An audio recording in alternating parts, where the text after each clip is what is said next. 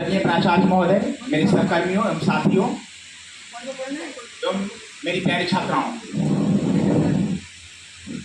घड़ियां बहुत प्रकार की होती हैं। सामान्य घड़ियां, एनालॉग वॉच या फिर डिजिटल वॉच, बहुत तरह की घड़ियां होती हैं। लेकिन अभी मैं जिस घड़ी की चर्चा कर रहा हूं और जिसे मैं भी देख रहा था, उसे बोलते हैं वर्ल्ड पॉपुलेशन क्लॉक, विश्व जनसंख्या दिवस।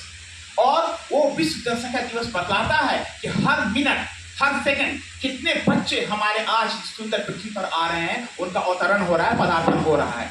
तो अभी जो करंट में देख रहा था उसमें 8 अरब 20 करोड़ 96,957,957,000 और कुछ 47 बच्चे बढ़ता जा रहा है।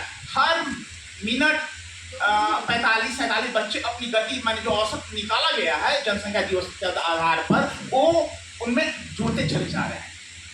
ये हर मिनट में इतने सारे बच्चे हमारी धरती पर अवतरित हो रहे हैं, आ रहे हैं। वो इस तरह से जनसंख्या बढ़ती चली जा रही है। लेकिन 200-300 साल पहले क्या स्थिति थी? क्या हम आज से 75 साल पहले 76 साल पहले की स्थिति ले लेते, जब हमारा देश आजाद हुआ था सन 1947 में, 1547 को, उस जनसंख्या की क्या स्थिति थी? मात्र 37 करोड़ जनसंख्या थी। और आज 142 करोड़, 100 करोड़ की आबादी जुड़ गई, 110 करोड़ की आबादी जुड़ गई। लेकिन क्या हुआ? हम कहां पर हैं अभी? भूभाग वही, क्षेत्रफल वही, सब वही, और आदमी दुगने तिगने नहीं, कितने आनुपातिक रूप से कितनी ज्यादा वृद्धि हो गई है, सोच सकते हैं। तो सुविधाएं कैसे मुहैया होगी? एक दार्शनिक का विचार मुझे याद आ रहा है। According to Rip Van Winkle, if our ancestors arise from their graves and ashes, they will be confused and taken aback to see this world.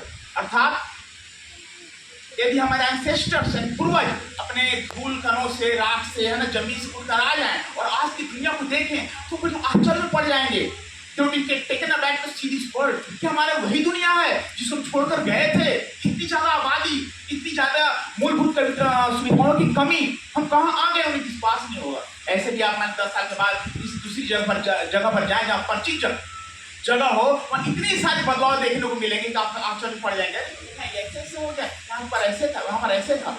और हमारे पूर्वज जब देखें कि हम 34 करोड़ की आबादी छोड़कर गए थे और यहाँ 142 करोड़ आबादी हो गई है, तो उन्हें उनकी आंखें फटी रह जाएंगी।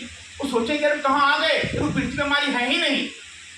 और ये जनसंख्या की बात आज नहीं, आज से लगभग 300 साल पहले माल्थस ने, अर्थशास्त्री थे माल्थस, उन्होंने जनसंख्या विस्फोट की बात की थी। उनके विचारों से जनसंख्या विस्फोट की अवधारणा प्रकट हुई, पॉपुलेशन एक्सप्लोजन। समझे? 300 साल पहले ये बात हुई। उन्होंने दिखलाया था कि जनसंख्या और खाद्य आपूर्ति में कितना असंतुलन है। तो उन्होंने एक पॉइंट को लिया जनसंख्या और खाद्य आपूर्ति के बारे में। लेकिन आज असंतुलन हर क्षेत्र में है, हर क्षेत्र में है। जहां देखिए वहां असंतुलन है, बेरोजगारी है, भ्रष्टाचार है और बहुत सारे तत्व और कारक है। मैं उस पर आऊंगा अभी। लेकिन उसके पहले मैं एक बात और कहना चाहता हूं कि सिर्फ जनसंख्या विस्फोट के दुष्परिणामों की चर्चा और चिंता करने के पहले मैं 2 बातें रखना चाहता हूं कि हमारे एक मंत्रालय है, उसका नाम है मानव संसाधन विकास मंत्रालय, human resource development ministry. Human resource मतलब कि मानव क्या है? एक रिसोर्स है, एक पूंजी है, संसाधन है। हर मानव में इतनी क्षमता होती है। अरे मानव में इतनी क्षमता है ना कि कहा गया है कि हमारे दिमाग का सिर्फ 7 से 10% उपयोग में लाते हैं। 100% बात छोड़ दीजिए। आइंस्टीन थे, वो भी 10% अपने दिमाग को उपयोग करते थे। और आइंस्टीन की मेधा शक्ति, आईक्यू लेवल कितना था आप समझ सकते हैं? 160 के आसपास, 140 से भी उनका आईक्यू था, इंटेलिजेंट क्वोशिएंट। जब वो अपनी बुद्धि का सिर्फ 10% इस्तेमाल में लाते थे। तो मानव जनसंख्या विस्फोट हो रहा है, भूभाग भी वही है, लेकिन मानव क्या है? एक पूंजी है, संसाधन है। हर एक बुनियादी जरूरतों का यदि पूर्ति के लिए मानव को उपयोग किया जाए तो संसार स्वर बन सकता है। बहुत सारे तत्व और कारक हैं। एक मानव जनसंख्या विस्फोट की बात मैंने की। एक और पक्ष है, एक ऐसा वर्ग है संसार में जो अमर होना चाहता है। मैं बात किसकी कर रहा हूँ? मैं बात कर रहा हूँ अमेरिका के उद्योगपति रॉबर्ट ब्रायन के बारे में, रॉबर्ट जॉनसन के बारे में। ब्रायन जॉनसन, उनका नाम ब्रायन जॉनसन अभी भी है, उनको 47 साल है। He is 47 year old. 47 साल की उम्र में वो नाश्ते के समय 60 से 65 गोलियां खाते हैं। क्यों खाते हैं वो? 60 से 65 को लेकर उठाते हैं एज रिवर्सिंग प्रोसेस के तहत अपने उम्र नहीं जैविक उम्र को कम करना चाहते हैं। उम्र 47 है, देखते 18 साल के हैं, जैविक उम्र को उन्होंने घटा लिया, पीछे को कर लिया, वो अमर होना चाहते हैं।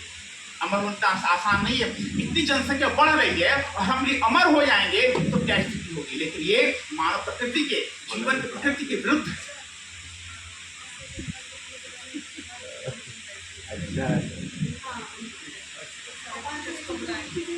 आपको मैं बता देना चाहता हूं कि 2021 में एक राज्यसभा विधेयक पारित हुआ था, उसका नाम था जनसंख्या नियंत्रण विधेयक।